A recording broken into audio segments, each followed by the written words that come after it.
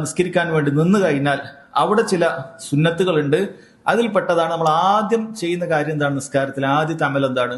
തക്ബീറത്തുൽ ഇഹ്റാമാണ്. അല്ലാഹു അക്ബർ എന്ന് പറയലാണ് തക്ബീറത്തുൽ ഇഹ്റാം. അങ്ങനെ അല്ലാഹു അക്ബർ എന്ന് പറയുന്ന സമയത്ത് നമ്മുടെ ഇരു കൈകളും ഇതുപോലെ ഇങ്ങനെ ഉയർത്തുക എന്നുള്ളത് അത് സുന്നത്തായ കാര്യമാണ്.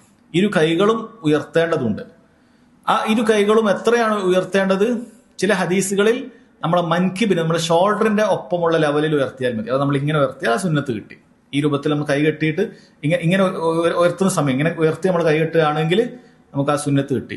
ചില റിവായത്തിൽ നമ്മുടെ ചെവിക്കുറ്റിയോടൊപ്പം എന്നും കാണാം. അത് കുറച്ചുകൂടി ഉയർത്തിയിട്ട് അങ്ങനെയും കാണാം. അപ്പോൾ ഒരു തവണ നമുക്ക് ഇങ്ങനെ ഉയർത്തുകയാണെങ്കിൽ ഒരു തവണ നമ്മൾ ഈ രൂപത്തിലേക്ക് ഉയർത്തുക.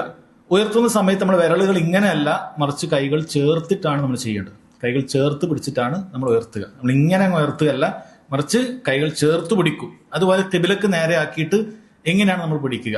ഇങ്ങനെയല്ല, മറിച്ച് കിബിലക്ക് നേരെ ആക്കിയിട്ട് ഇങ്ങനെ ചേർത്ത് പിടിച്ചിട്ടായിരിക്കും നമ്മൾ എന്ത് ചെയ്യുക? നമ്മൾ കൈകൾ ഉയർത്തുക.